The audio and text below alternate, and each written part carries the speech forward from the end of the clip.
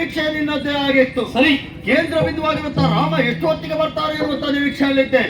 ಒಮ್ಮಿಂದ ಮೇಲೆ ಮೋಡದ ಮರೆಯಲ್ಲಿರುತ್ತಾ ನನ್ನ ರಥಕ್ಕೆ ಬಾಣವನ್ನು ಪ್ರಯೋಗಿಸುವ ಮುಖೇನವಾಗಿ ಇಲ್ಲಿ ದರ್ಶನ ಕೊಡುವ ಹಾಗೆ ಮಾಡಿದೆ. ಸರಿ, ಬಂದು ನಿಂತಿದ್ದಾರೆ. ನಿನ್ನನ್ನ ಕಂಡಾಗ ಪಾಪ ಅನಿಸ್ತಾ ಉಂಟು. ಈ ಪ್ರಪಂಚದಲ್ಲಿ ನಿನ್ನಷ್ಟು ನತದುಷ್ಟರು ಯಾರು ಇರುವುದಕ್ಕೆ ಸಾಧ್ಯವೇ ಇಲ್ಲ. ಯಾವ ಕಾರಣಕ್ಕೂ ಬೇಕಲ್ಲ. ಇನ್ನೊಂದು ಸಂದರ್ಭ, ಅಯೋಧ್ಯೆಯಲ್ಲಿ ಸಡಗರವನ್ನೇ ಆಚರಿಸಿದರಂತೆ, ಸಂಭ್ರಮವನ್ನೇ ಆಚರಿಸಿದರಂತೆ. ಕಾರಣ ರಾಮನಿಗೆ ಪಟ್ಟ ಎನ್ನುವುದಾಗಿ. ಆದ್ರೆ ನಿನ್ನ ದೌರ್ಭಾಗ್ಯ ನೋಡು, ಪಟ್ಟವೆನ್ನುವುದು ನಿನಗೆ ಸಿಗಲಿಲ್ಲ, ತಪ್ಪಿ ಹೋಯಿತು. ಅಷ್ಟು ಮಾತ್ರ ಅಲ್ಲ, ತಂದೆಯನ್ನೇ ಕಳೆದುಕೊಂಡೆ, ಅಲ್ಲಿಗೂ ಮುಗಿಲಿಲ್ಲ. ವನವಾಸವೆನ್ನುವುದು ನಿನ್ನ ಪಾಲಿಗೆ ಪ್ರಾಪ್ತಿಯಾಯಿತು, ಅಷ್ಟಕ್ಕೂ ಮುಗಿಲಿಲ್ಲ. ವನವಾಸಕ್ಕೆ ಬಂದಿರುವ ನೀನು ಮಡದಿಯನ್ನ ಕಳೆದುಕೊಂಡೆ, ಅಷ್ಟಕ್ಕೂ ಮುಗಿಯಲಿಲ್ಲ. ನೀನು ಅಯೋಧ್ಯೆಯಲ್ಲಿ ಇರುವುದಂತಿರಲಿ, ನಿನ್ನ ಪಾದುಕೆಗಳು ಸಹ ಅಯೋಧ್ಯೆಯಲ್ಲಿ ಇರದ ಪರಿಸ್ಥಿತಿ ಬಂತು. ಇಂತಹ ದೌರ್ಭಾಗ್ಯವಂತ ನೀನು ಬಂದಿರುವುದು ಸಾಮಾನ್ಯದವರ ಎದುರಿನಲ್ಲಿ ಅಲ್ಲ, ಇಂದ್ರಜಿತ್ತಿನ ಎದುರಿನಲ್ಲಿ. ನನ್ನ ಮಾಯೆಯಿಂದ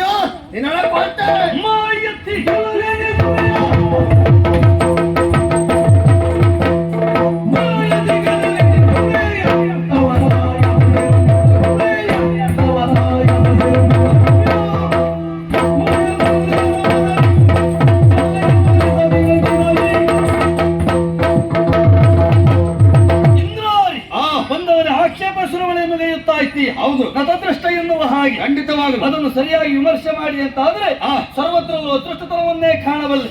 ಯಾಕಾಡ್ತಾನೆ ಬಲ್ಲಯ್ಯ? ಯಾಕೆ? ನಾನು ಅಯೋಧ್ಯೆಯ ಪೀಠವನ್ನೇ ಏರಿದ್ದೆ ಹೌದಾದ್ರೆ ಅಯೋಧ್ಯೆಯ ಮಂದಿಗಳ ಹೃದಯ ಸಿಂಹಾಸನವನ್ನು ಮಾತ್ರ ಏರುತ್ತಾ ಇದ್ದೆ. ಪಿತೃವಾಕ್ಯ ಎನ್ನುವಂತ ವಿಶೇಷ ಧರ್ಮವನ್ನು ಅನುಸರಿಸಿದರೆ ಲೋಕದವರೆಲ್ಲ ಮಾನಿಸುವ ಹಾಗಾಗಿ ಹೋದದ್ದು.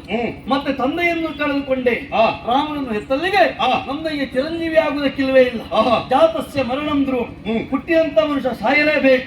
ಇದಕ್ಕೊಂದು ನಿದರ್ಶನವನ್ನು ಕೊಡಬಲ್ಲೆ. ಏನು? ನನ್ನ ಪಟ್ಟಾಭಿಷೇಕವನ್ನು ತೀರ್ಮಾನಿಸುವ ಪೂರ್ವದಲ್ಲೇ ತಾನು ಉತ್ತರಾಭಿಮುಖವಾಗಿ ಸಾಗುವ ಹಾಗೆ ನಮ್ಮಯ್ಯ ಕೆಲಸವನ್ನು ಕಂಡಿದ್ದರಂತೆ. ಪಾದುಕೆಯನ್ನು ಕಳೆದುಕೊಂಡೆ, ಪಾದುಕೆಯನ್ನು ಕಳೆದುಕೊಂಡದ್ದಲ್ವೇ ಅಲ್ಲ, ಪಾದುಕೆಯನ್ನು ಪ್ರಧಾನ ಮಾಡಿತು. ಯಾಕೆ ಕೇಳಿದ್ರೆ ಈ ಕಾಲಕ್ಕೆ ಅಯೋಧ್ಯೆಯ ಶಾಸನವಾಗಿ ಆಳುತ್ತಿರುವುದು ಯಾವುದು ಕೇಳಿದೆ.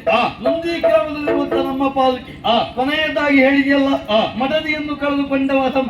ಖಂಡಿತವಾಗಿ ಅಲ್ವೇ ಅಲ್ಲ, ಮಡದಿಯನ್ನು ಕಳೆದುಕೊಂಡ ವಾದವನಾದ್ರೆ ಕದ್ದು ತಂದನು ಏನು ಅಂತ ಹೇಳಬೇಕು. ನೀವು ಕದ್ದು ತಂದವರಿದ್ದೀರಿ, ಮಾಯದ ಮೂಲಕವಾಗಿ ಗೆದ್ದು ಬೀಗುತ್ತಾ ಇದ್ದೀರಾ. ಮಾಯವು ಮಾಟವು ಮೋಟದ ಮಾರ್ಕೆಳೆಯು ಅಲ್ಲ, ತಾಯಿಯ ಗರ್ಭ ಪ್ರವೇಶ ಮಾಡಿದ್ರು ಛೇದಿಸಿ ತಂದೆ.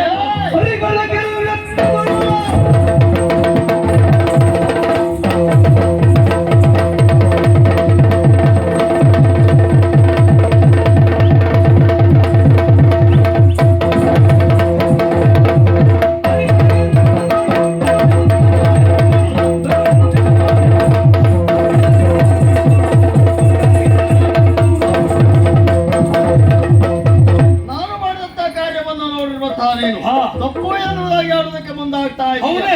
ಅಥರ್ವಣ ವೇದ ವಿದ್ಯೆಯನ್ನು ಪ್ರಯೋಗಿಸುತ್ತೇವೆ ಎಂಬ ಕಾರಣಕ್ಕಾಗಿ ನಾವು ನಮ್ಮನ್ನು ನೀವು ತಾತ್ಸಾರ ಭಾವನೆಯಿಂದ ನೋಡುವುದಕ್ಕೆ ಸಾಧ್ಯ ಇಲ್ಲ. ತಂದೆ ಮಾಡಿರುವಂತ ಕಾರ್ಯದ ಬಗೆಗಾಗಿ ಯೋಚನೆಯನ್ನು ಮಾಡು. ನೇರವಾಗಿ ನಿಮ್ಮನ್ನ ಪಡೆದದ್ದಲ್ಲ, ಪುತ್ರ ಕಾಮಿಷ್ಟಿ ಎನ್ನುವಂತ ಯಾಗವನ್ನ ಮಾಡಿ ನಿಮ್ಮನ್ನ ಪಡೆದಿದ್ದಾನೆ. ಪಾಯಸದಿಂದ ಹುಟ್ಟಿದವರು ಖಂಡಿತವಾಗಲು ಹೌದು. ಪಾಯಸವನ್ನ ನಿಮ್ಮ ತಾಯಂದಿರು ಕುಡಿದ ಕಾರಣ ನೀವು ಹುಟ್ಟಿಕೊಂಡ್ರಿ. ಒಂದು ವೇಳೆ ಆ ಪಾಯಸವನ್ನ ಹಾಗೆ ಇಟ್ಟಿದ್ದೆ ಹೌದು ಅಂತಾದ್ರೆ, ಅದು ಹಾಳಾಯ್ತು ಅಂತಾದ್ರೆ ಅಲ್ಲಿ ಹುಳ ಹುಟ್ಟುಕೊಳ್ತಾ ಇತ್ತು. ಒಂದ್ ರೀತಿ ಹುಳದ ಜಾತಿಯವರು ನೀವು ನಿಮ್ಮ ತಂದೆ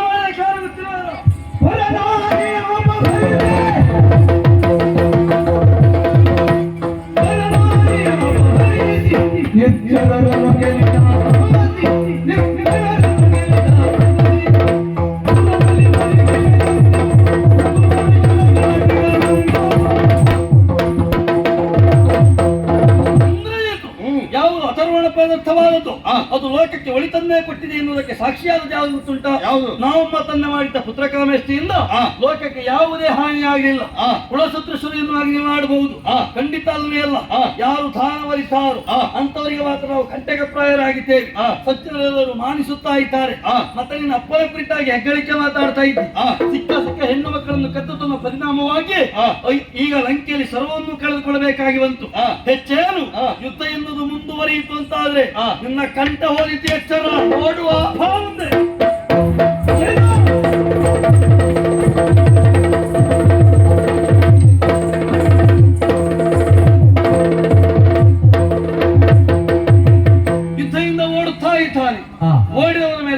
ಸರಿಯಲ್ಲ, ನಿರೀಕ್ಷೆ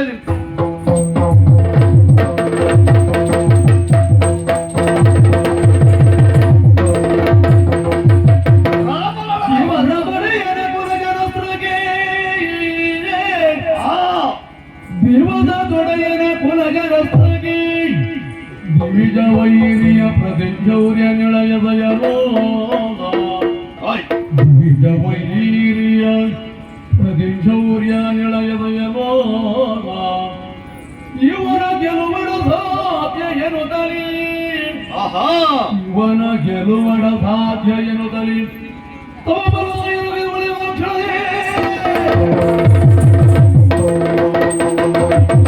ಕೆಡಕಬೇಕು ಎಂಬ ಕಾರಣಕ್ಕಾಗಿ ರಾವಣನ ಗೌರವವನ್ನು ಕೊಡುವುದಕ್ಕೆ ಮುಂದಾದೆ. ಆದರೆ ಇವನ್ನ ಗೆಲ್ಲುವುದಕ್ಕೆ ಅಸಾಧ್ಯವಾಗಿ ಹೋಯಿತು. ಸೋಲು ನನ್ನ ಪಾಲಿಗೆ ಸಂಭವಿಸುತ್ತದೆ ಎನ್ನುವಷ್ಟರಲ್ಲಿ ಮತ್ತೆ ಮಾಯವನ್ನ ಪ್ರಯೋಗಿಸುವ ಮುಖೇನವಾಗಿ ಮೋಡದ ಮರಗರಥವನ್ನ ಹಾರಿಸಿದೆ ಎಂಬಲ್ಲಿಗೆ ಕೈಸೋತೆ ಎನ್ನುವುದು ಅರ್ಥ ಅಲ್ಲವೇ ಅಲ್ಲ. ರಾಮನ ಪ್ರಭಾವವೆನ್ನುವುದು ಈ ರೀತಿಯಾಗಿ ಎತ್ತುವುದಕ್ಕೆ ಮೂಲ ಕಾರಣ ಯಾರು? ರಾಮನ ಸೇನೆಯಲ್ಲಿರುವ ಪ್ರಭಾವಿ ವ್ಯಕ್ತಿ ಹನುಮಂತ, ಆಂಜನೇಯ. ಅವನನ್ನೊಂದು ಕೆಣಕಬೇಕು.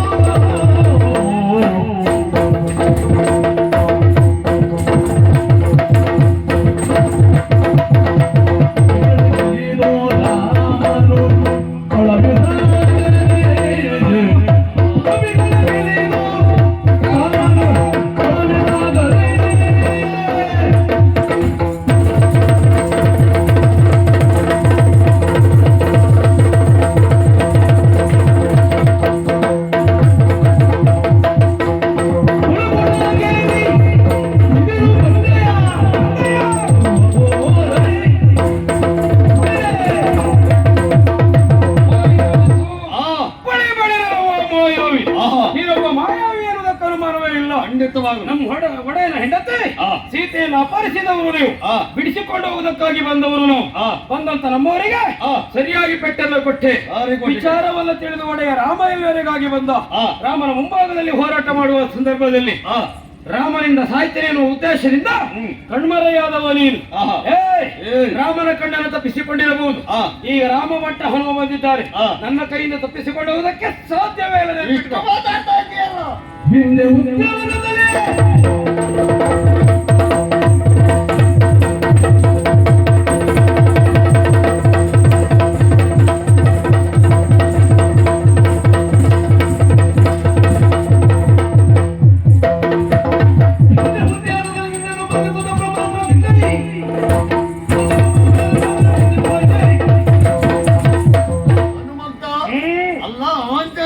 ನಾನೇ ಈಗ ಒಂದು ಬಹಳ ಮಾತನಾಡ್ತಾ ಇದ್ದೀಯ.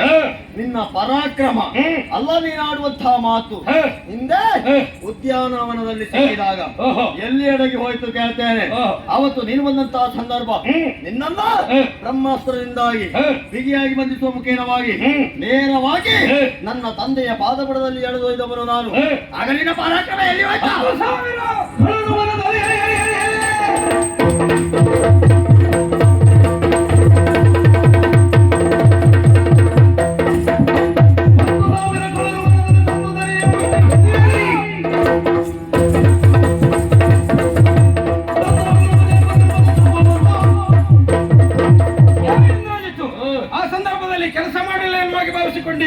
ಮಾಡಿದ ಕೆಲಸದ ಸಂದರ್ಭದಲ್ಲಿ ಒಬ್ಬರಲ್ಲ ಇಬ್ಬರಲ್ಲ 10,000 ಕಳರ ನಾಶವನ್ನು ಮಾಡಿದವ ಈ ಹನುಮ.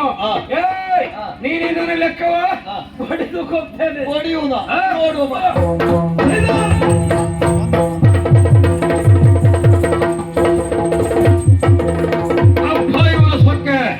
ಮಂಗ ಮಂಗ ಎನ್ನುವಾಗೆ ತಾಸಾರ ಭಾವನೆಯಿಂದ ನೋಡಿದ. ಹೊಡೆದಾಟ ಮಾಡುವಂತ ಸಂದರ್ಭದಲ್ಲಿ ಕಣ್ಮರೆಯಾಗಿದ್ದಾನೆ.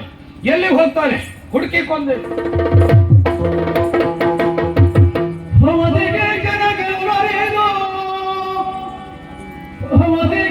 ಜನ ಗೆಲ ಮೆಲ್ಲಗರಿವೋ ಕಾಗುವರು ಬೀದೆಯ ಯವನದಿಂದಲೇ ಇವರಲ್ಲ ಕಾಗುವರು ಬೀದೆಯ ಯವನದಿಂದಲೇ ಅವಗನೆದುರುಳು ತಲೆಯರಿ ಪಿಂಗರಿವರೆಂದೆನುತ್ತ ಅವಗನೆದುರುಳು ತಲೆಯರಿ ಪಿಂಗರಿವರೆಂದೆನುತ್ತ ಅವನಿಗಾದ ಮಾಯದ ಯುವತಿಯನ್ನು ನಿರ್ಮಿಸುವೆ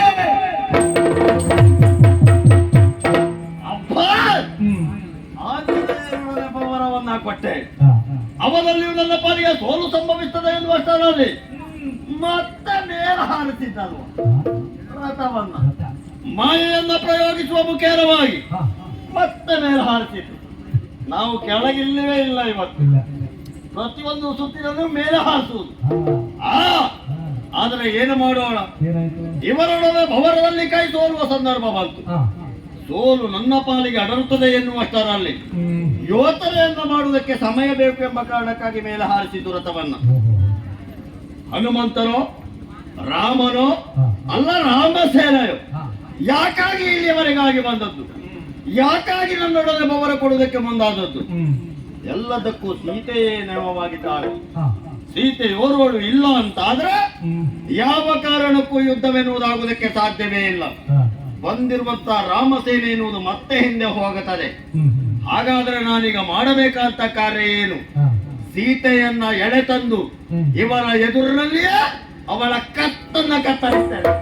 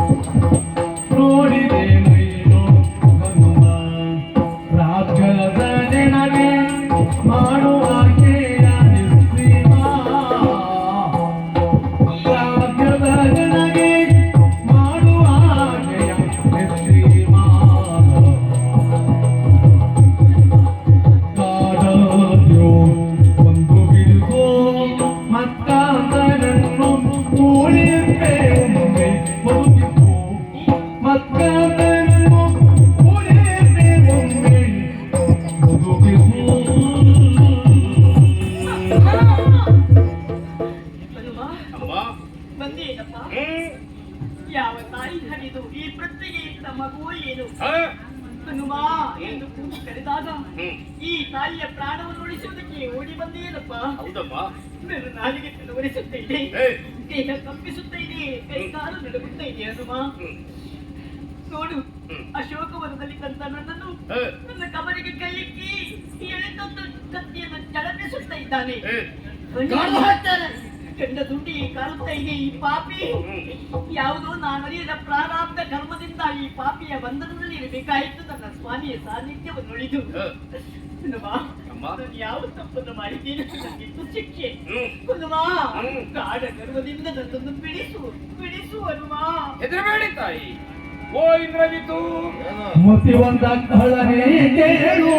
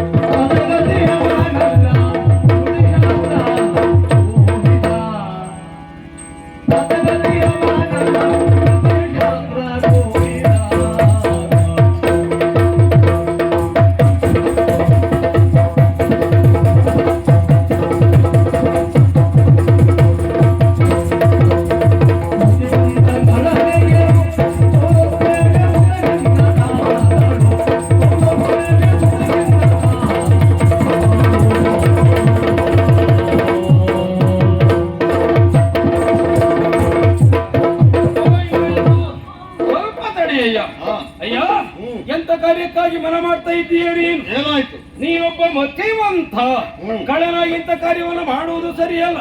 ಯಾಕೆ ಬಲ್ಲಯ್ಯ? ಮತಿವಂತರು ಅಂತ ಹೇಳಿದ್ರೆ ಯಾರು? ಎಲ್ಲವನ್ನ ಯಾವತ್ತ ಬಲ್ಲವನಾಗಿರ್ತಾನೋ ಆತ ಒಬ್ಬ ಮತಿವಂತರ ಸಾಲಿಗೆ ಸೇರ್ತಾರಂತೆ. ಆ ನೆಲೆಯಲ್ಲಿ ಯೋಚನೆ ಮಾಡುವಾಗ ಮತಿವಂತ ಕಳ್ಳ ಎನ್ನುವುದಕ್ಕೆ ಅನುಮಾನವೇ ಇಲ್ಲ. ರೂಢಿಯಲ್ಲಿ ಒಂದು ಮಾತನ್ನ ಕೇಳಿದ್ದೀಯಾ? ಹೆಣ್ಣು ಎಷ್ಟೇ ತಪ್ಪನ್ನ ಮಾಡಿದ್ದೇ ಇದ್ರು ಹೆಣ್ಣು ಶಿಕ್ಷರಹಳು ಬಿಟ್ರೆ ವದರಹಳಲ್ಲವಂತೆ. ಅವಳನ್ನು ಕೊಲ್ಲುವುದು ಸರಿಯಲ್ಲ, ಬಿಟ್ಬಿಡು. ನೀತಿಯ ಮಾತು ಹೇಳುವವ ಯಾರು?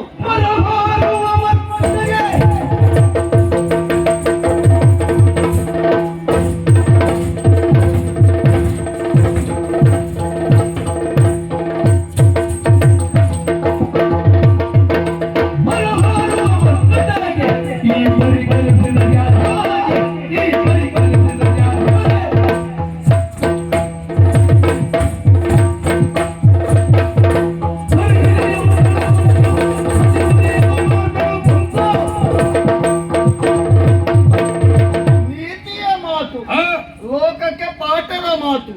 ಇಷ್ಟರೆಲ್ಲ ಆಡುವವ ಯಾರು? ಮರದಿಂದ ಮರಕ್ಕೆ ಹಾರುವ ಸಾಮಾನ್ಯ ಒಂದು ಮರ್ಕಾಟ. ನಿನ್ನ ಮಾತನ್ನ ನನಗೆ ಪತ್ತೆಯಾಗ್ತದೆ ಎನ್ನುವುದಾಗಿ ಭಾವಿಸಿದೆಯಾ? ಯಾವ ಕಾರಣಕ್ಕೂ ನಿನ್ನ ಮಾತನ್ನು ನಾನು ಕೇಳುವವಲ್ಲ. ಇವಳ ಕತ್ತಲೆ ಜನಗರಾಯನೋ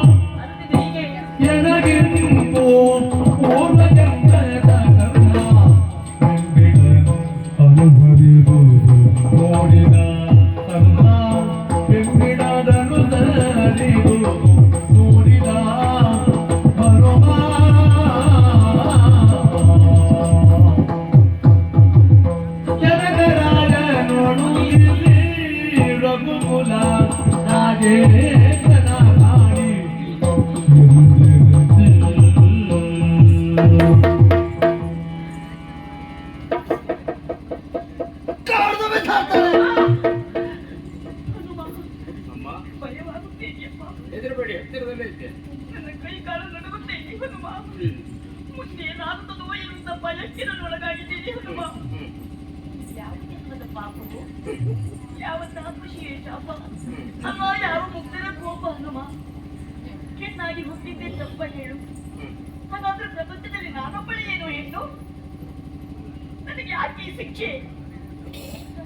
ಹನುಮ, ಈ ರೀತಿ ಕಷ್ಟ ನನಗೆ ಯಾಕೆ ಬರ್ತದೆ ಅಂತ ನನಗೆ ಅರ್ಥ ಆಗ್ತಿಲ್ಲ. ಅದೊಂದು ಸಾರಿ ನಾನಾದ್ರೂ ಇಲ್ಲಿರಬೇಕಾದವಳೆ ಹೇಳು. ನಾನು ಯಾರು? ಮಿಥಿಲಾ ನಗರದ ಅಧಿಕಾರಿಯಾದಂತಹ ಜನಕ ಮಹಾರಾಜನಿಗೆ ಮಗಳೆನಿಸಿಕೊಂಡವಳು ನಾನು. ರಾಮನಿಗೆ ಸತಿಯಾದೆ, ದಶರಥ ಕೌಸಲ್ಯರಿಗೆ ನೆಚ್ಚಿನ ಸಸಿಯಾಗಿ ಯೋಧೆಗೆ ಬಂದೆ. ವಿರಾಜನ ನೋಡ ರಾಮನಿಗೆ ಪಟ್ಟಾಗಬೇಕಾಗಿತ್ತು. ಅಲ್ಲಿ ರಾಮನಿಗೆ ವನವಾಸ ಪ್ರಾಪ್ತಿಯಾಯಿತು. ಧರ್ಮಾನುಸಾರವಾಗಿ ನಾನು ಬರ್ತೇನೆ ಅಂದರು, ಬೇಡ ಅಂದರು. ವನದಲ್ಲಿ ಕಷ್ಟ ಆಗುತ್ತದೆ ಸೀತಾ, ಬೇಡ ಬೇಡ ಎಂದರು. ಆದರೂ ಹಠ ಮಾಡಿದೆ. ಪತಿವ್ರತೆಯಾದಂತ ನಾನು ಗಂಡನಿದ್ದಲೇ ಇರಬೇಕು. ಗಂಡನಿಲ್ಲದ ನಾಡು ನನ್ನ ಬಾರಿಗೆ ಕಾಡೆಂದು ಭಾವಿಸಿದೆ. ಗಂಡನಿದ್ದ ಕಾಡೇ ನಾಡೆಂದು ಭಾವಿಸಿದವಳು ಗಂಡನ ಹೆಜ್ಜೆಯ ಮೇಲೆ ಹೆಜ್ಜೆ ನಿಂತು ವನಾಂತರಕ್ಕೆ ಬಂದರೆ ನೋಡು ನಾನೆಷ್ಟು ಪಾಪ ಮಾಡಿದ್ದೇನೆ ಎಂದು ಹಾಡು ಜಿಂಕೆಯನ್ನು ಬಯಸಿದೆ ಹನುಮ. ನನ್ನ ಸ್ವಾಮಿ ಹೇಳಿದ್ರು, ಸೀತಾ ಅದು ಮಾನ್ಯಾಂಬ್ಲಗ ಬಯಸಬೇಡ, ನಿನ್ನ ಪಾಲಿಗೆ ಏಡಾಗುತ್ತದೆ ಎಂದು ಹೇಳಿದರು. ನನ್ನ ಚಾಪಲ್ಯದಿಂದಲೇ ನನಗಿಂತ ಗತಿ ಬಂತು ಹನುಮ. ಪಟ್ಟವನ್ನೇ ಸಾಧಿಸಿ ಶ್ರೀರಾಮಚಂದ್ರನನ್ನು ಮೃಗವನ್ನು ತರುವುದಕ್ಕೆ ಅವರು ಹೋದರೆ ಈ ಕೆಟ್ಟ ಹುಳು ಪಾಪಿ ಇವನಪ್ಪ ಯತಿವೇಷವನ್ನಾಗಿದ್ದು ಪರಮ ಪತಿವ್ರತಿಯಾದಂತ ನನ್ನನ್ನೇ ಕದ್ದೊಯ್ದ. ನೋಡು, ಅಡಿಗಡಿಗೂ ರಕ್ತಸಿಯರ ಭಯ ಹುಟ್ಟಿಸುವುದು, ಅವಾಚ್ಯ ಶಬ್ದಗಳಿಂದ ನಿಂದಿಸುವುದು, ಬೈಯುವುದು, ವಂಗಿಸುವುದು, ಮಟ್ಟ ಸಾಲಿಗೆ ಇಷ್ಟ ಬದುಕದೇ ಬಾಳುತ್ತಾ ಇದ್ದೇನೆ, ಬದುಕುತ್ತಾ ಇದ್ದೇನೆ. ಬೇಗ ಅನ್ನುವ ನನಗೆ ಹೇಳು, ಈ ಪಾಪಿಯ ಕೈಯಲ್ಲಿ ಸಾಯುವುದಕ್ಕಿಂತ ಅಯ್ಯೋ ನನ್ನೊಮ್ಮೆ ಹೊಡೆದೆ ಕೂದಲ್ಲ ಬಿಡಿಸು ಮಹಾರಾಯ. ನನ್ನ ಸ್ವಾಮಿಯ ಪಾದವನ್ನೊಮ್ಮೆ ನೋಡಿ ನಾನು ಸಾಯ್ತೇನೆ ಹನುಮ. ಹನುಮ ಆಯ್ತಾ? ಓ ಇಂದ್ರಜಿತ್ತು,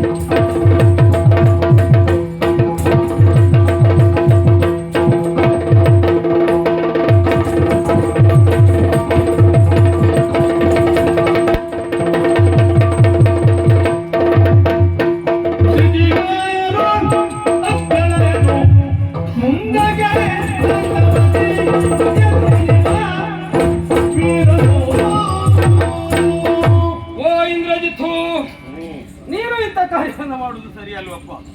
ತೆಕ್ಕೆಜಾರುಳುವ ಖಳನಾದವ ಆ ಸಂದರ್ಭದಲ್ಲಿ ಈಗ ನಿನ್ನನ್ನು ಹೊಗಳಬೇಕಾದದ್ದಲ್ಲ, ಹಾಗಂತ ಹೊಗಳಬೇಕಾದದ್ದು ಯಾರಲ್ಲ, ನಿನ್ನ ಅಪ್ಪನ ಕುರಿತಾಗಿ ಹೊಗಳಲೇಬೇಕು. ಇನ್ನೊಂದು ಸಂದರ್ಭದಲ್ಲಿ ನಿನ್ನ ತಂದೆ ಮಾಡಿರುವಂತ ಘನಸಾಹಸ ಏನು, ನಿನ್ನ ಅಜ್ಜಿ ಕೈಕಸ ದೇವಿ ಮರಳಿನ ಲಿಂಗವನ್ನು ಮಾಡಿ ಪೂಜೆ ಮಾಡುವಂತಹ ಸಂದರ್ಭದಲ್ಲಿ ಸಮುದ್ರದ ಅಲೆ ಎನ್ನುವುದು ಬಂದು ಲಿಂಗ ಎನ್ನುವುದು ತೊಳೆದು ಹೋಯ್ತಂತೆ. ಮಗನ ಮುಂಭಾಗದಲ್ಲಿ ಕಣ್ಣೀರನ್ನ ಇಟ್ಟಳಂತೆ. ಮರಳಿನ ಲಿಂಗ ತೊಳೆದು ಹೋಯ್ತು ಮಗನೇ, ಪೂಜೆ ಮಾಡುವವರೇ ಲಿಂಗ ಇಲ್ಲ ಎನ್ನುವ ಹಾಗೆ ಆ ಸಂದರ್ಭದಲ್ಲಿ ಅಪ್ಪಾಡಿರುವಂತ ಮಾತೇನು, ಮರಳಿನ ಲಿಂಗ ಹೋದ್ರಿ ನಮ್ಮ ಕೈಲಾಸಕ್ಕೆ ಹೋಗ್ತಾ ಇಲ್ಲ, ಪರಮಾತ್ಮ ಆತ್ಮಲಿಂಗವನ್ನು ತರ್ತಾರೆ ಎನ್ನುವ ಹಾಗೆ ತಾಯಿಗೆ ಮಾತನ್ನು ಕೊಟ್ಟು ಹೋದದ್ದು ಕೈಲಾಸಗಿರಿವರೆಗೆ. ಅಲ್ಲಿ ಹೋದವ ಮಾಡಿದ್ದೇನು, ತನ್ನ 20 ತೋಳುಗಳನ್ನ ಕೈಲಾಸ ಗಿರಿಯ ಬುಡಕ್ಕೆ ಚಾಚುವುದರ ಜೊತೆಯಲ್ಲಿ ಕೈಲಾಸ ಗಿರಿಯನ್ನೇ ಬಲ ಪ್ರಯೋಗದಿಂದ ಕೀಳುವ ಪ್ರಯತ್ನವನ್ನ ಮಾಡಿದ ಪರಮೇಶ್ವರ ಬಲಗಾಲ ಹೆಬ್ಬೆರಳಿನಿಂದ ಗಿರಿಯನ್ನು ಒತ್ತಿಡುವಂತಹ ಸಂದರ್ಭದಲ್ಲಿ ಕೈಗಳು ಗಿರಿಯ ಬುಡಕ್ಕೆ ಸಿಕ್ಕಿ ಚೆಚ್ಚಿ ಹೋದವಂತೆ ರವ ರವ ಎನ್ನುವಾಗೆ ಬೊಬ್ಬೆಯನ್ನ ಇಟ್ಟ ಕಶಕಂಠನಾಗಿರುವಂತಹ ಆತ ರಾವಣನಾದ ಈಶ್ವರನ್ನು ಒಲಿಸಿಕೊಳ್ಳುವುದರ ಜೊತೆಯಲ್ಲಿ ರಾವಣೇಶ್ವರ ಎನ್ನುವಂತ ಬಿರುದಿಗೆ ಪಾತ್ರನಾದ. ಭೂ ಕೈಲಾಸ ನಿರ್ಮಾಣವಾಯಿತು. ಖಂಡಿತವಾಗಿ ಅದು ನಿನ್ನಪ್ಪನಿಂದಲೇ. ಈಗಲ್ಲ, ಬಹಳ ಹಿಂದೆ ಮುಗಿದೋದ ಪ್ರಸಂಗ. ಹೌದಪ್ಪ, ಅಂತವನಿಗೆ ನೀನು ಮಗನಾದವ. ನೀನೇ ಯೋಚನೆ ಮಾಡು, ಇನ್ನು ಎಷ್ಟು ದಿನ ಬದುಕ್ತಾನೆ ನಿನ್ನಪ್ಪ? ಯಾಕೆ ಹುಟ್ಟಿರುವಂತ ಎಲ್ಲ ಜೀವಿ ರಾಶಿಗಳಿಗೂ ಸಾವಿರುವುದು ಕಟ್ಟಿಟ್ಟಿರುವಂತ ಬುದ್ಧಿ. ಎಲ್ಲಿಯಾದ್ರೂ ನಿನ್ನ ಅಪ್ಪ ಸತ್ತ ಅಂತಾದ್ರೆ ಲಂಕನಗರಿ ಎನ್ನುವುದು ಅರಾಜಕತೆಯನ್ನು ಹೊಂದುತ್ತದೆ. ಹೊಂದಬಾರದು ಅಂತಾದ್ರೂ ಒಬ್ಬ ದೇಶ ಬೇಕು. ಮುಂದೆ ಅಧಿಕಾರಿಯಾಗುವ ನೀನು ಇವಳನ್ನೊಂದು ಬಿಟ್ಟು ಬಿಡು ಪುಣ್ಯ.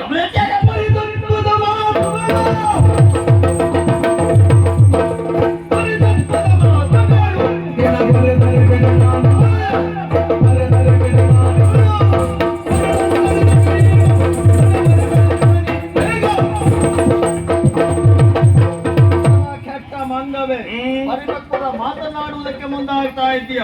ನಮ್ಮ ಏಳಿಗೆಯ ಬಗೆಗಾಗಿ ನೀನಾಡುವಂತ ಮಾತುಗಳು ಅಗತ್ಯ ಇಲ್ಲವೇ ಇಲ್ಲ. ನಿನ್ನ ಮಾತನ್ನ ಕೇಳಿ ನೀನು ಹೇಳಿದಾಗೆ ಕೇಳುವುದಕ್ಕೆ ನಾನು ಇಲ್ಲೇ ಬಂದವ ಅಲ್ಲ. ಏನು ಇವಳನ್ನ ಬದುಕಿಸುವುದಕ್ಕೆ ಬೇಡ, ಯಾವ ಕಾರಣಕ್ಕೂ ಬದುಕುವುದಕ್ಕೆ ಈತ ನಿನಗೆ ಬದುಕಬೇಕೆನ್ನುವ ಬಯಕೆ ಇದ್ದರೆ ನಾನು ಹೇಳಿದಾಗೆ ಹೇಳು. ಏನು ರಾವಣ ಹಾಗೆ ಹೇಳಿದೆ ಅಂತಾದ್ರೆ ನಿನಗೆ ಬದುಕುವುದಕ್ಕೆ ಅವಕಾಶ. ನಿನ್ನಪ್ಪನಿಗೂ ನನ್ನ ಗಂಡನಿಗೂ ಎಷ್ಟು ವ್ಯತ್ಯಾಸ ನೋಡಿ. ಏನು ವ್ಯತ್ಯಾಸ? ನನ್ನ ಗಂಡ ಶ್ರೀರಾಮಚಂದ್ರ ಏಕಪತ್ನಿ ವ್ರತಸ್ಥ. ನಿನ್ನಪ್ಪ ಕಂಡು ಹೆಣ್ಣು ಮಕ್ಕಳಿಗೆ ಗಂಡ ಬಹುಪತ್ನಿ ವಲ್ಲಭ.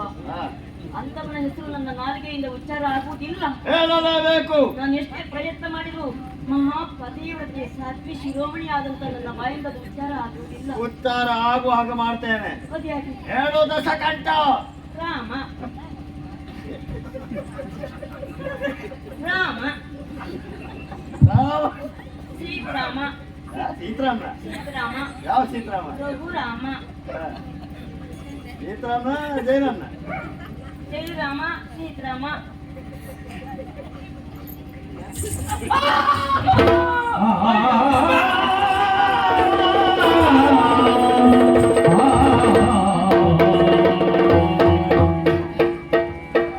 ಅಯ್ಯಯ್ಯೋ ಅವನಿಗೆ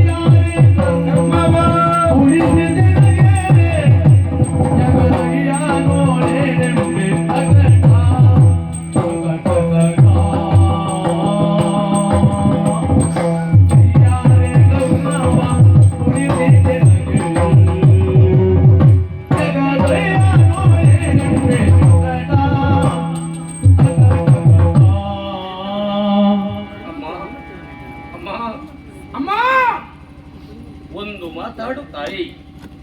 ನಿನ್ನ ಮಗ ಹನುಮ ನಿನ್ನನ್ನು ಕೂಗಿ ಕರೀತಾ ಇದ್ದಾನಮ್ಮ. ಮಗನೇ ಹನುಮ ಎನ್ನುವಾಗಿ ಒಮ್ಮೆ ನನ್ನನ್ನ ಬಾಯಿ ತುಂಬ ಕೂಗಿ ಕರೀ ತಾಯಿ. ಇಲ್ಲ, ಸತ್ತಿರುವಂತ ಶವದ ಮುಂಭಾಗದಲ್ಲಿ ಅಮ್ಮ ಎನ್ನುವಾಗೆ ಕಣ್ಣೀರನ್ನು ಇಟ್ಟಿದ್ದೇ ಇದ್ರಿ ನನ್ನ ಕಣ್ಣೀರಿನ ಕಥೆಯನ್ನ ಕೇಳುವರು ಯಾರಿದ್ದಾರೆ? ನನ್ನ ಪ್ರಭು ರಾಮಚಂದ್ರ ಇಲ್ಲಿಗೆ ಬರುವ ಸಂದರ್ಭದಲ್ಲಿ ನನ್ನಲ್ಲಿ ಕರೆದು ಮಾಡಿರುವಂತ ಮಾತು ಹೇಗೆ? ಹನುಮ, ನಿನ್ನ ಪಾಲಿಗೆ ಅಂತ ಕಷ್ಟವೇ ಬಂದೋದಾಗಲಿ ಮಗು. ಅಮ್ಮನ ರಕ್ಷಣೆ ಎನ್ನುವುದು ನಿನ್ನಿಂದ ಆಗಬೇಕು ಮಗನೇ ಎನ್ನುವ ಹಾಗೆ ನನ್ನೊಡೆಯನಿಗೆ ಭರವಸೆಯ ಮಾತುಗಳನ್ನು ಕೊಟ್ಟೆ. ಪ್ರಭು, ನನ್ನ ಪಾಲಿಗೆಂತ ಸಂದಿಗ್ಧ ಪರಿಸ್ಥಿತಿಯೇ ಬಂದೋದಾಗಲಿ ಅಮ್ಮನ ರಕ್ಷಣೆ ಎನ್ನುವುದು ನಾನು ಮಾಡ್ತೀನಿ ಎನ್ನುವ ಹಾಗೆ ನನ್ನೊಡೆಯನಿಗೆ ಕೊಟ್ಟಿರುವಂತ ಮಾತುಗಳನ್ನು ನನ್ನಿಂದ ಉಳಿಸಿಕೊಳ್ಳುವುದಕ್ಕಾಗದೆ ಹೋಯಿತು. ನನ್ನೊಡೆಯ ರಾಮ ನನ್ನನ್ನು ನೋಡಿದಾಗ, ಹನುಮ, ನನ್ನ ಮಡದಿ ಸೀತೆ ಹೇಗಿದ್ದಾಳೆ ಎನ್ನುವ ಹಾಗೆ ಕೇಳಿದ್ದೆ ಇದ್ರೆ ಒಡೆಯನಿಗೆ ಏನಂತ ಉತ್ತರವನ್ನು ಕೊಡಲಿ, ಯಾವ ಬಾಯಿಂದ ಉತ್ತರವನ್ನು ನೀಡಲಿ, ಏನು ಮಾಡಲಿ ರಾಮ?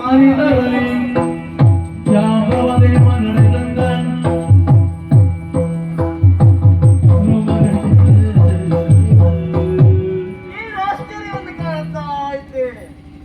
ಶ್ರೀರಾಮಚಂದ್ರ ಈಗಾಗಲೇ ಕರೆದಾಡಿದ್ದಾನೆ. ಯುದ್ಧ ಕ್ಷೇತ್ರದಲ್ಲಿ ಏನಾಗ್ತಾ ಉಂಟು ನೋಡಿ ಬನ್ನಿ ಜಂಬವರೇ ಎನ್ನುವ ಹಾಗೆ ನೇರವಾಗಿ ಬಂದವ ಇದ್ದೇನೆ. ಯುದ್ಧ ಕ್ಷೇತ್ರದಲ್ಲಿ ಏನೂ ವಿಶೇಷ ಕಾಣುವುದಿಲ್ಲ. ಹನುಮಂತ ಎಲ್ಲಿದ್ದಾನೆ? ಹನುಮ ಹನುಮ ಹನುಮ ಏನಾಯ್ತು ಏನಿಗೆ? ಯಾಕೆ ಈ ರೀತಿಯಾದಂತ ದುಃಖ ನನ್ನಲ್ಲಿ ಹೇಳಿಕೋ.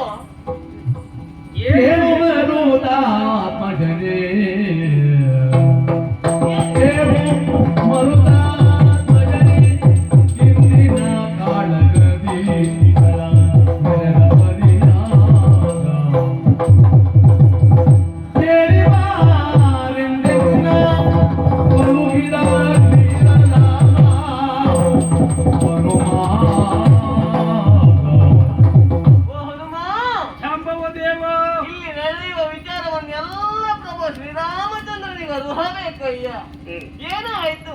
ಯಾಕೆ ಈ ರೀತಿಯಾದಂತಹ ದುಃಖದಲ್ಲಿದ್ದೀಯ? ಎಲ್ಲಾ ವಿಚಾರ ನನ್ನಲ್ಲಿ ಹೇಳಯ್ಯ. ಏನ್ ಹೇಳಿ ಜಾಂಬವ ದೇವ? ಏನು ಜಾಂಬವ ದೇವ ಕೇಳಯ್ಯ,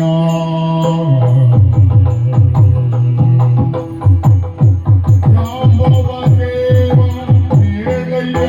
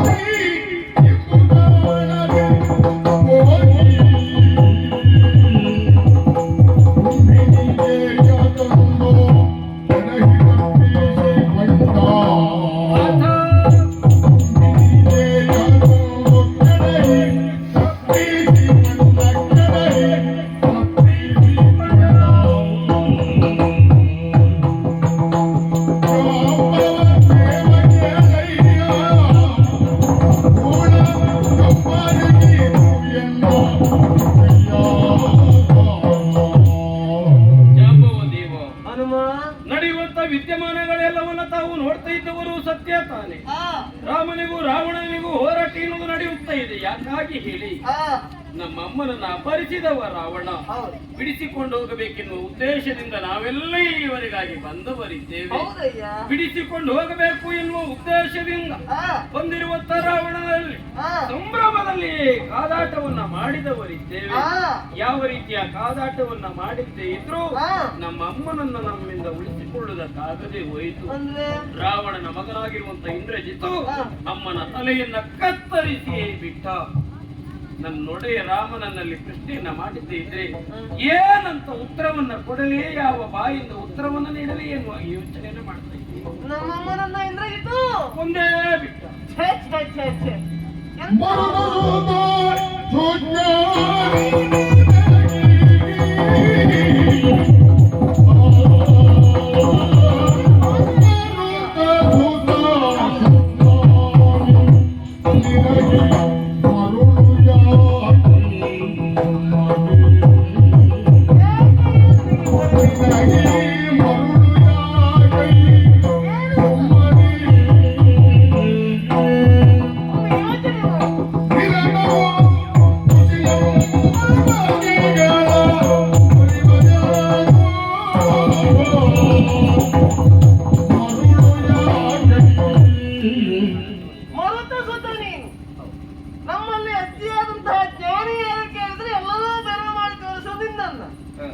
ಯಾವತ್ತೂ ಕೂಡ ನಮ್ಮಲ್ಲಿ ಹತ್ತಿಂದಿತ್ತು ಸಂಚರಿಸುತ್ತ ಬಾದರ ಹೊರತಿದ್ದವ ನೀನು. ಇನ್ನು ಸೀತಾನಾಥಿನ ಕೊಂದಿದ್ದಾನೆ ಎನ್ನುವ ದುಃಖದಲ್ಲಿ ಆಡ್ತಾ ಇದ್ದೀಯಲ್ಲ, ಮತ್ತೇನು ಮಾಡ್ಲಿ ಹೇಳಿ? ಯಾಕೆ ಈ ರೀತಿಯಾದಂತ ಮಾತುಗಳನ್ನ ಆಡ್ತಾ ಇದ್ದೀಯ? ಅಯ್ಯ, ಒಮ್ಮೆ ಯೋಚನೆ ಮಾಡಿ ನೋಡು. ಸೀತಾಮಾತೆಯನ್ನ ಕೊಲ್ಲುವ ಮಾತಂತಿರಲಿ, ನಾವು ಯಾರಿಂದಾದ್ರೂ ಸೀತಾಮಾತೆಯನ್ನು ಮುಟ್ಲಿಕ್ಕೆ ಆಗಿದ್ದ? ನೀವು ಆಡಿದ ಮಾತು ಸತ್ಯ. ಹಾ, ನಮ್ಮ ಅಮ್ಮನನ್ನ ಕೊಲ್ಲುವ ಕಥೆಯಂತಿರಲಿ ನಿಮ್ದೇ ಆ ಕಡೆ. ಯಾರಿಂದಲೂ ಮುಟ್ಟುವುದಕ್ಕೆ ಸಾಧ್ಯವೇ ಇಲ್ಲ. ಹಾಗಂತಾದ್ರೂ ಮುಟ್ಟಿದ್ದೆ ಹೋದಾದ್ರೆ ಏನಾಗ್ತದೆ ಹೇಳು? ಸುಟ್ಟುರಿದು ಹೋಗ್ತಾರೆ. ಅಲ್ವಾ? ನೀವು ಆಡಿದ ಮಾತು ಸತ್ಯ. ಹಾ. ಪ್ರಭು, ಓ, ಬಿದ್ದದ್ದು ಅಮ್ಮನ ಶವ ತಾನೆ? ಹೆಣ ಉಂಟು ಈ ಕಡೆ. ಹೌದು. ಹಾ. ಹಾಗಾದ್ರೆ ಇದೇನು? ಈ ಒಂದು ಅರ್ಥ ನಮ್ಮನ್ನು ಕಾಡ್ತಾ ಉಂಟು. ಹ, ನಮ್ಮಲ್ಲಿ ಸಮಸ್ಯೆ ಯಾಕೆ? ಹ. ಈ ವಿಚಾರವನ್ನು ನೇರವಾಗಿ ಹೆಣವನ್ನು ಹೊತ್ತುಕೊಂಡು ಹೋಗುವುದರ ಮೂಲಕವಾಗಿ ಶ್ರೀರಾಮಚಂದ್ರನಲ್ಲೇ ಹೇಳುವ. ಅಲ್ವಾ? ಅಲ್ವಾ? ಹಾಗೆ ಮಾಡೋಣ. ಹೋಗುವ.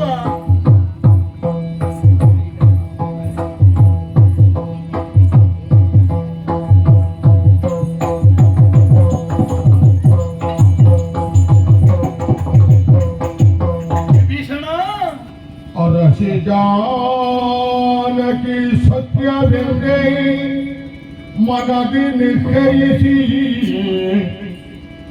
ಅರೆಗಳಿಗೆ ಮೂರ್ಛೆಯೊಳೊರಗಿ ಚೇತರಿಸುತ್ತಾಗಲೇ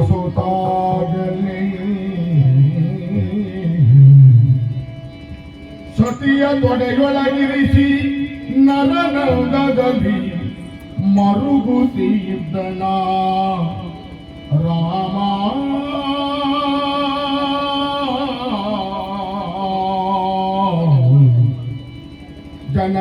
ಜನಕಾತ್ಮಜೇ ಜಾಣಿ ಎನ್ನರ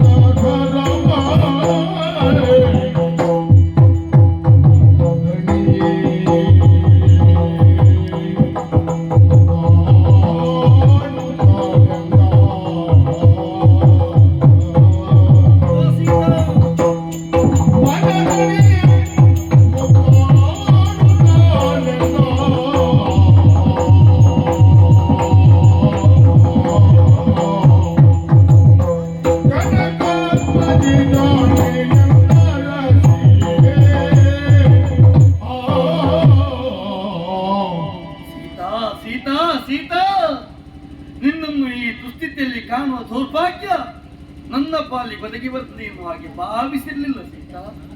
ಕತ್ತನ್ನು ಕತ್ತರಿಸಿ ನೆತ್ತರ ಮಡುವಿನಲ್ಲಿ ನನ್ನನ್ನು ಎಸೆದು ಹೋಗಿದ್ದಾರೆ ಆ ಸುಳ್ಳು. ನೀನಾದ್ರೂ ಎಂತವರು? ಜನಕರಾಯನ ಮಗಳಾಗಿ ದಶರಥನ ಸೊಸೆಯಾಗಿ ಅಯೋಧ್ಯೆಯ ಸಿಂಹಾಸನವನ್ನು ಏರಬೇಕಾ ಅಂತ ನಿನ್ನ ಪಾಲಿಗೆ ಇಂತಹ ದುಸ್ಥಿತಿ ಒದಗಿ ಬಂತೆ. ಯಾಕೆ ಎನ್ನುವುದರ್ಥವಾಯಿತು. ಈ ನತದೃಷ್ಟನಾದಂತ ರಾಮನ ಕೈ ಹಿಡಿದ ಪರಿಣಾಮವಾಗಿ ಇಂಥದ್ದೊಂದು ದುರ್ಗತಿ ನಿನ್ನ ಪಾಲಿಗೆ ಪ್ರಾಪ್ತವಾಗಿ ಹೋಯಿತು ಸೀತಾ. ಇಷ್ಟಕ್ಕೆಲ್ಲ ಕಾರಣ ಏನು ಎನ್ನುವ ಹಾಗೆ ಆಲೋಚನೆ ಮಾಡಿದ್ರೆ ಅಂತೂ ನಾನು ಆಡಿದ್ದಲ್ವೇ. ಬೇಡವೆಂದಾರೆ ಭಾಗ್ಯವೀನನ ಯಾಕೆ ಬಂದೆ?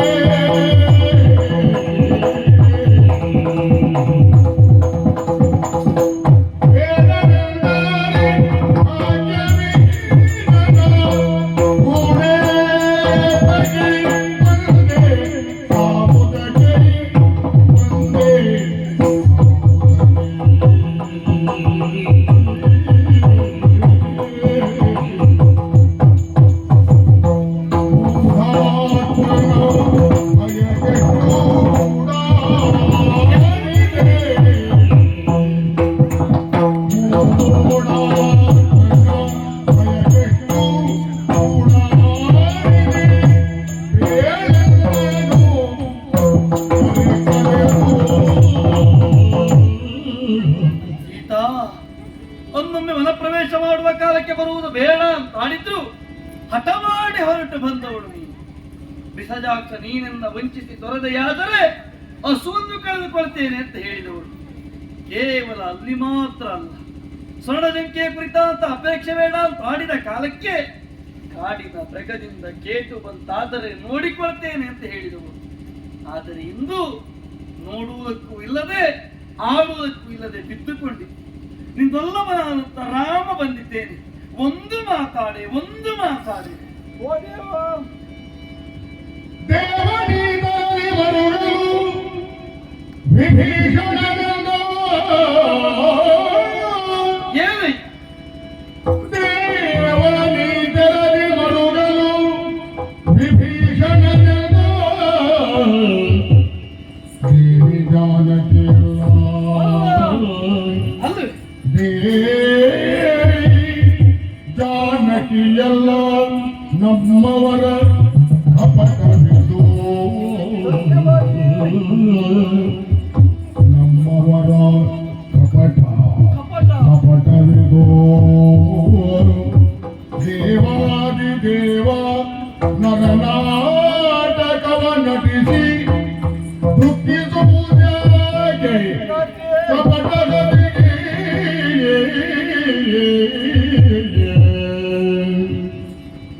ದೇವನೇ ತೆರದಿ ಮರುಗಲು ವಿಭೀಷಣನೆಂದ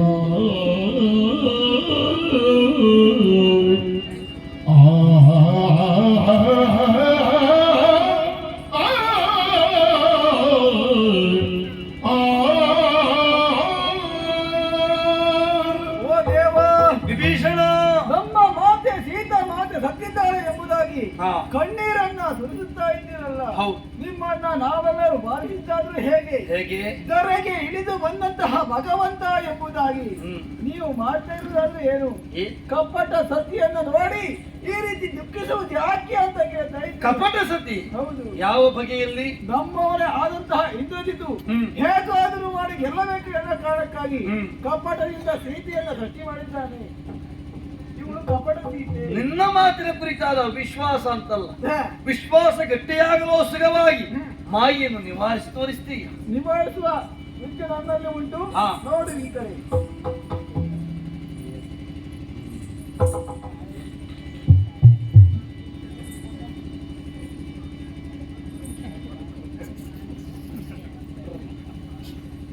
ಇನ್ನು ನಮ್ಮ ಬೇಳೆ ಬೇಯಿದೆ, ಬೇಯಿಸುವಷ್ಟು ಬೇಯಿಸಿ ಆಯ್ತು, ಆದರೂ ತೃಪ್ತಿ. ನೀವು ಒಬ್ಬನೇ ಅಲ್ಲ ಮಂಗ, ಇಲ್ಲಿದ್ದವ್ರನ್ನೆಲ್ಲ ಮಂಗ ಮಾಡಿದ್ದೇನೆ ಎನ್ನುವಂತ ಹೆಮ್ಮೆಯಿಂದ ಸತ್ಯನಿ.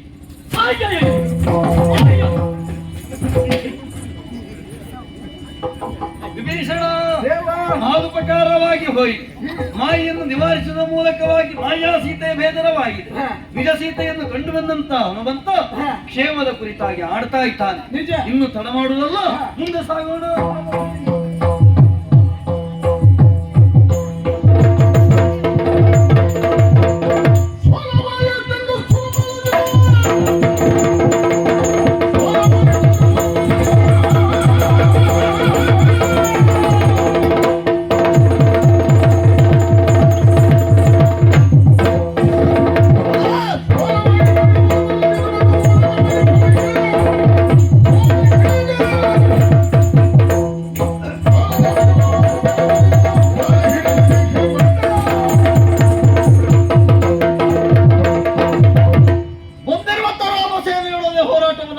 ಮುಂದಾದೆ.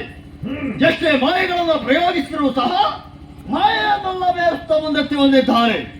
ಹಾಗಾದ್ರೆ ಇನ್ನು ನಾನು ಗೆಲ್ಲಬೇಕು ಅಂತ ಆದ್ರೆ ಸಾವನ್ನ ನಾನು ಜಯಿಸಬೇಕು. ಸಾವನ್ನ ಜಯಿಸಬೇಕು ಅಂತಾದ್ರೆ ಮಾಡಬೇಕಾದ್ದೇನು? ಏನು? ಮಾರಣಾಧ್ವರ. ಮೂಲ ನಿಕುಂಬಳೆಯನ್ನ ಸೇರಿ ಮಾರಣಾಧ್ವರವನ್ನು ಮಾಡಬೇಕು ಅಂತಾದ್ರೆ ಅದಕ್ಕೆ ಮುಖ್ಯವಾಗಿ ಮಾಡಿಸುವವರು ಬೇಕಾಗುತ್ತದೆ. ಯಾರೇ?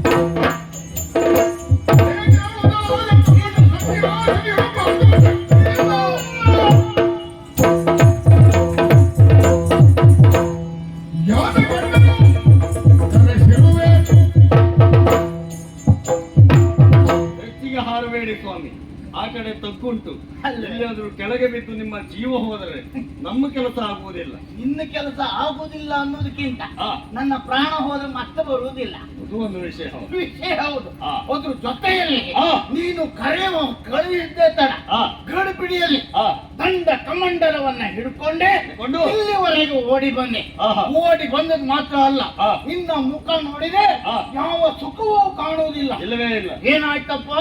ಕರೆಯುವ ಉದ್ದೇಶ ಇಷ್ಟೇ, ಹ, ಮಾರಣೋದ್ಧಾರವನ್ನ ಮಾಡಬೇಕು ಎಂಬ ಕಾರಣಕ್ಕಾಗಿ ಹ, ಯೋಚನೆಯನ್ನ ಮಾಡಿದೆ. ಹ, ಹ. ಹಾಗಾದ್ರೆ ಅದನ್ನು ಸಮರ್ಥವಾಗಿ ಮಾಡಿಸುವಂತ ಯೋಗ್ಯತೆ ಉಳ್ಳವರು ಯಾರು? ಯಾರು? ಮುನಿಗಳು ಬೇಕಾಗ್ತದೆ ಎಂಬ ಕಾರಣಕ್ಕಾಗಿ ಹ, ನಮ್ಮ ಗುರುಗಳಂತ ನಿಮ್ಮ ನೆನಪಾಯಿತು. ಹ, ಹ. ಹಾಗಾಗಿ ನಿಮ್ಮನ್ನ ಬರ ಮಾಡಿಕೊಂಡಿದ್ದೇನೆ. ಹ. ಹೇಗೆ ವ್ಯವಸ್ಥೆ ಮಾಡ್ತೀರಾ? ವ್ಯವಸ್ಥೆಗೆ ಅನುಕೂಲವಾಗಬೇಕಾದ್ರೆ ಆ, ಅಲ್ಲಿ ನಾವು ಮಾಡಬೇಕಾದಂತಹ ಯಾಗಕ್ಕೆ ಆ. ವಸ್ತುಗಳೆಲ್ಲವೂ ಬೇಕು. ಯಾವ್ದು ಬೇಕು, ಏನೇನು ಬೇಕು, ಎಷ್ಟೆಷ್ಟು ಬೇಕು? ಕಾಡೆಮ್ಮೆ ಹಾಲು ಬೇಕು, ಕಾಡೆಮ್ಮೆ ಹಾಲು. ಒಂದ್ ಹಂಡೆ ಬೇಕು. ಹೌದಾ? ಹಾ, ನಾವು ನಿಮಗೆ ಹೋಗಿ ಹಾಲನ್ನ ತರುವ ಖರ್ಚು ವೆಚ್ಚ ಕೊಟ್ರೆ ನೀವೇ ಕರ್ಕೊಂಡು ಬರ್ತೀರಾ? ಅದಕ್ಕೆ ವ್ಯವಸ್ಥೆ ಈಗ ಆಜ್ಞೆ ಮಾಡಿದ್ದ. ಆ, ಯಾಕೆ? ಹಾ. ರಾವಣನ ಮಗನಂತಹ ನೀನು ಆ, ಇಂದ್ರಜಿತ್ತು ಆಡಿದಾನೆ ಅಂತ ಹೇಳಿದೆ. ಆ. ಇಲ್ಲಿ ಎಷ್ಟು ಜನ ಪ್ರಯತ್ನ ಮಾಡುವವರಿಲ್ವೇ? ಹೌದಪ್ಪ. ಅದನ್ನು ವ್ಯವಸ್ಥೆ ಮಾಡು. ಆ. ಆಮೇಲೆ ಆ. ಒಂದು ತೀರ ಗ್ವಾಂಗ ಗೆಪ್ಪೆ, ಒಂದು ಚೀಲ. ಹಾ, ಆಹಾ. ಅದು ಬೇಕು. ಬೇಕು. ಆಮೇಲೆ ಆಮೇಲೆ ಊರೆಮ್ಮೆ ಆ, ತುಪ್ಪ, ಆಹಾ. ಆಮೇಲೆ ಆ, 500 ಸೊಳ್ಳೆ, ಆಹಾ. ಆಮೇಲೆ ಆ, 12 ಕೆರೆ ಹಾವು, ಆಹಾ. ಒಂದು ಮಸಾಲೆ, ಆ, ಆಮೇಲೆ ಮತ್ತೊಂದು ಕೂರ್ಮ. ಒಂದು ಮಸಾಲೆ, ಒಂದು ಕೂರ್ಮ. ಮಸಾಲೆ ಮೊಸಳೆ. ಆಮೇಲೆ ಕೂರ್ಮ. ಕೂರ್ಮ. ಹಾ, ಆಹಾ. ಅದರ ಬೆನ್ನ ಮೇಲೆ ಬರೆದು ಆ. ಯಾಗದ ಕುಂಡಕ್ಕೆ ಬಿಟ್ಟೆ. ಆ. ಯಾವ ವ್ಯಕ್ತಿಗಳೇ ಆಗಿರ್ಲಿ, ಆ. ಅವರಲ್ಲಿ ಎಷ್ಟೇ ಶಕ್ತಿ ಇರಲಿ, ಆ. ಆ ಶಕ್ತಿ ಎನ್ನುವುದು ನಿನ್ನಲ್ಲಿ ಆಯ್ಕೆ ಆಗ್ತದೆ. ಸ್ವಾಮಿ, ನೀವೇನು ಈ ರೀತಿ ಎಲ್ಲ ಹೇಳ್ತೀರಿ ಅನ್ನೋದು ನಮಗೆ ನಿರೀಕ್ಷೆ ಇರಲಿಲ್ಲ. ಹಾ, ಹಾ. ನೀವು ಏನೆಲ್ಲ ಹೇಳಿದ್ರೆ ನನಗೆ ನೆನಪೋಯ್ತು. ಹಾ. ಇನ್ನೊಮ್ಮೆ ಹೇಳಿದ್ರೆ ನಾವು ನೆನಪು ಮಾಡ್ಕೊಳ್ತೇವೆ. ಪದೇ ಪದೇ ಹೇಳುವಂತದ್ದಿಲ್ಲ. ಆ. ವ್ಯವಸ್ಥಿತವಾದ ವ್ಯವಸ್ಥೆ ಮಾಡ್ಬೇಕಾದ್ರೆ ಆ. ನೋಡು, ನಾವು ಹೇಳುವುದರೊಳಗೆ ಆ. ಎಲ್ಲ ವ್ಯವಸ್ಥೆ ಮಾಡ್ತಾ ಇದ್ದಾರೆ. ಆ ಕಡೆ ವ್ಯವಸ್ಥೆ ಆಯ್ತು. ಹೌದು. ನೇರವಾಗಿ ಹಾಗಾಗಿ ಇಲ್ಲಲ್ಲ ಕುಂಬಳೆ ಹೋಗುವ. ಕುಂಬಳೆ, ಮೂಲಾದಿ ಕುಂಬಳೆ. ಹಾ, ಅಲ್ಲಿಗೆ ಹೋಗ್ಬೇಕು.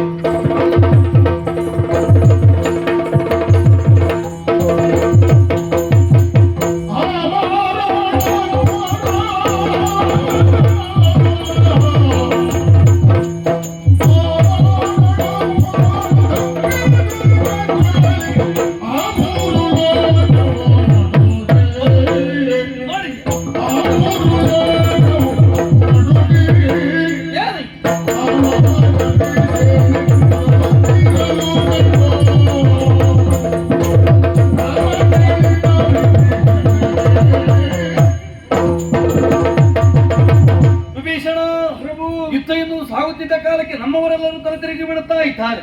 ಯಾಕೆ ಎನ್ನುವಾಗ ಸೂಕ್ಷ್ಮವತಿಯಿಂದ ಗಮನಿಸಿದ್ದೆ. ಹೌದಾದ್ರೆ ಹೋಮದ ಧೂಮವೊಂದು ಆವರಿಸಿ ನಿಂತಿದೆ.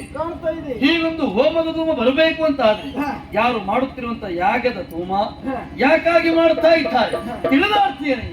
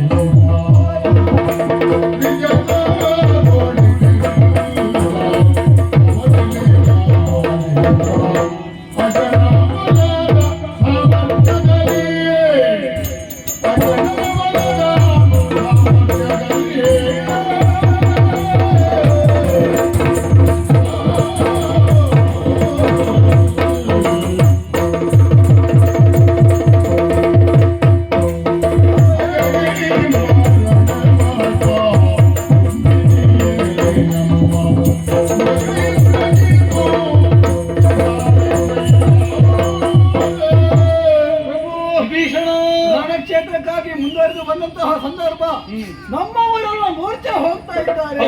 ಕಾರಣ ಏನು ಎಂಬುದನ್ನು ಕೇಳ್ತಾ ಇದ್ದೀರಲ್ಲ, ಆ ಕಡೆ ಒಂದು ಹೊಗೆ ಕಾಣ್ತಾ ಇದೆ. ಅದು ಎಲ್ಲಿಂದ ಬಂತು? ಎಲ್ಲಿಂದ? ನಮ್ಮವರೇ ಆದಂತಹ ಇಂದ್ರಜಿತ್ತು ಹೇಗಾದರೂ ಮಾಡಿ ಗೆಲ್ಲಬೇಕು ಎನ್ನುವ ಕಾರಣಕ್ಕಾಗಿ ಮಾರಣಾದ್ವರವನ್ನು ಕೈಗೊಂಡಿದ್ದಾನೆ. ಈತ ಮಾಡುವಂತಹ ಯಾಗವೆನ್ನದು ಪೂರ್ಣಗೊಂಡಂತೆ ಹೌದಾದ್ರೆ ಶಕ್ತಿಶಾಲಿಯಾದಂತಹ ಆಯುಧಗಳನ್ನ, ರಥಗಳನ್ನ, ಇನ್ನು ಹಲವು ಬೇಕಾದಗಳನ್ನ ಆತ ಪಡಿತಾನೆ.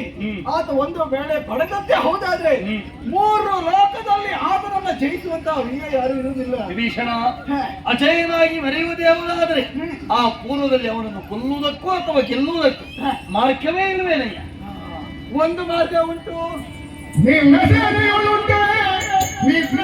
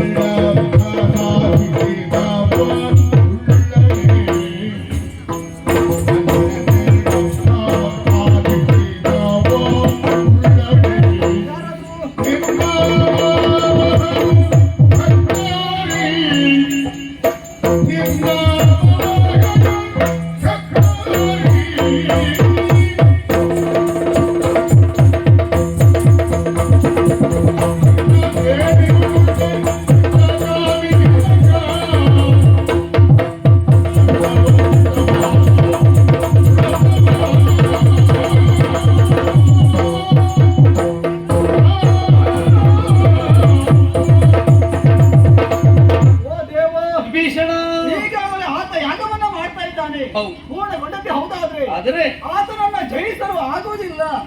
ಹಾಗಾದ್ರೆ ನಾವು ಮಾಡಬೇಕಾದ್ದೇನು? ಏನು ಮಾಡಬೇಕು? ಯಾಗವನ್ನ ನಿಲ್ಲಿಸಬೇಕು ಅಂತಾದ್ರೆ ಒಂದೇ ಒಂದು ಮಾರ್ಗ ಉಂಟು. ಯಾವ ಮಾರ್ಗ? ಅದು ಹೇಗೆ? 12 ವರ್ಷ ನಿದ್ರೆ ಆಹಾನ ಮೈಥುನವನ್ನ ಅಂತ ತ್ಯಜಿಸಿದಂತಹ ವೀರರಿಂದ ಮಾತ್ರ ಸಾಧ್ಯ ಉಂಟು. ಅಂತಹ ಯಾರಾದ್ರೂ ವೀರರು ನಿನ್ನ ಸೇನೆಯಲ್ಲಿ ಇದ್ದಂತೆ ಹೌದಾದ್ರೆ ಅವರಿಂದ ಈ ಕಾರ್ಯ ಎನ್ನುವ ಆಗ್ತದೆ. ಶರಣಶ್ರೇಷ್ಠ ವಿಭೀಷಣ, ನೀನಾಡುವ ನುಡಿ ಕೇಳುವಾಗ ಸಮಸ್ತರು ನತಮಸ್ತಕರಾಗಿ ಹೋಗಿದ್ದಾರೆ. ಅವರಿವರ ಪಾಡು ಬಿಡು. ಸೇನಾಧೀಶನಾದ ನನ್ನ ತಲೆಯೇ ಕೆಳಗಾರಿತ ಉಂಟು.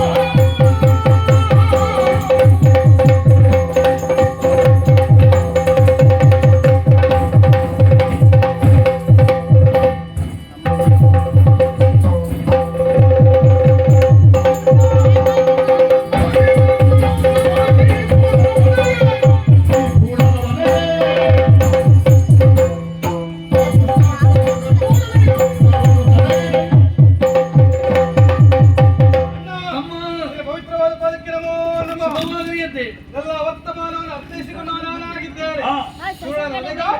ನನ್ನ ಪಾಲಿಗೆ ಅವಕಾಶ ಕೊಟ್ಟರೆ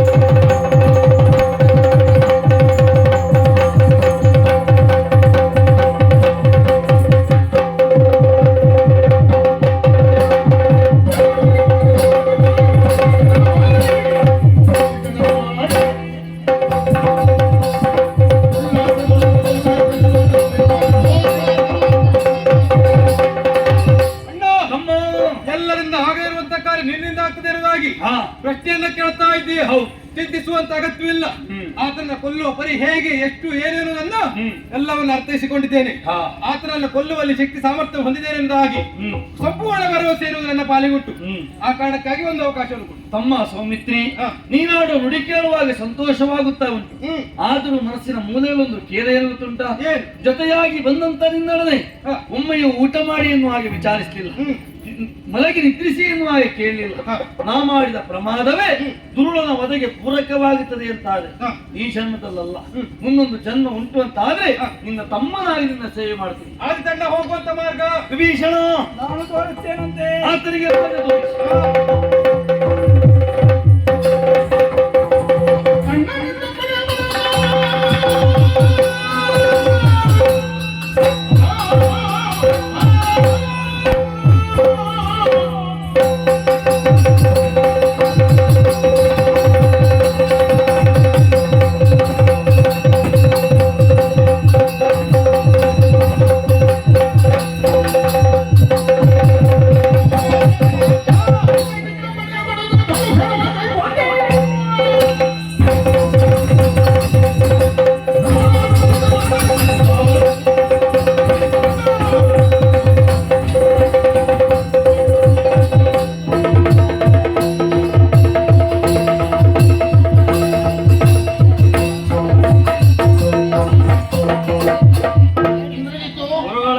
ಅಲ್ಲಿಂದ ಬಿಟ್ಟು ಇಲ್ಲಿವರೆಗೆ ಬಂದಿದ್ದೇವೆ. ಮೂಲ ನಿಕುಂಬಳೆಯನ್ನು ಸೇರಿದ್ದೇವೆ.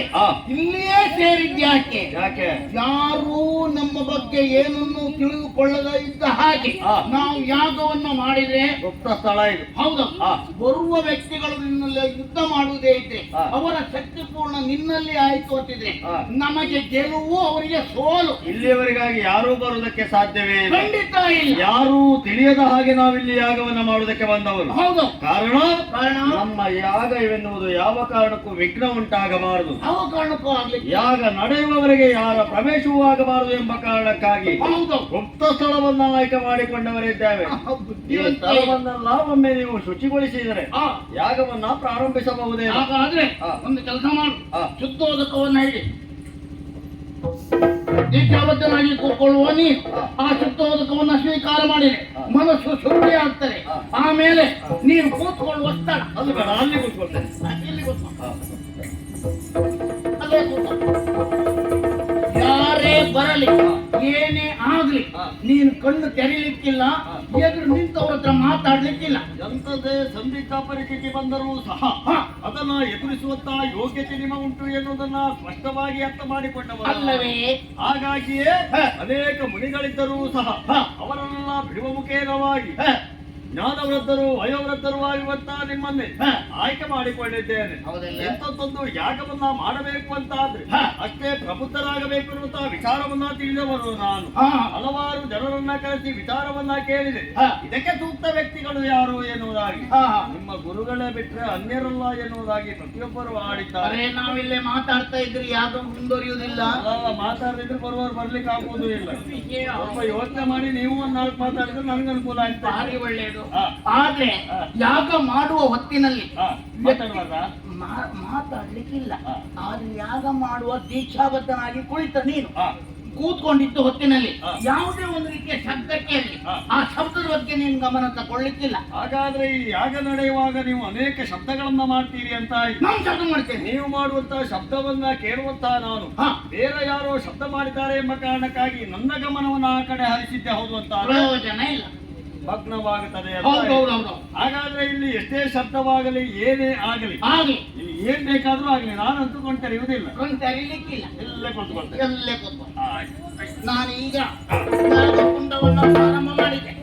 ಯಾಗಕುಂಡವನ್ನ ಪ್ರಾರಂಭ ಮಾಡಿದ ಮೇಲೆ ಒಂದು ಮಸಾಲೆ ಬಿಟ್ಟೆ. ಒಂದು ಮಸಾಲೆ ಯಾಗ ಕುಂಡಕ್ಕೆ ಬಿಟ್ರೆ ಯಾಗಕುಂಡಕ್ಕೆ ಬಿಡ್ಬೇಕು. ಯಾಕೆ? ಮಸಾಲೆ ಎಲ್ಲ ಬಿಟ್ಟದೆ. ಮಸಾಲೆ ಅಲ್ಲ ಮರೆ, ಮಸಾಲೆ. ಮಸಾಲೆಯನ್ನ ಬಿಟ್ಟದ್ದು ಯಾಕೆ? ನನಗೆ ಆಶ್ಚರ್ಯ ಮತ್ತೇನು ಅಲ್ಲ ಸ್ವಾಮಿ, ಏನು ನೀವೆಷ್ಟು ಪ್ರಭಾವಿಗಳು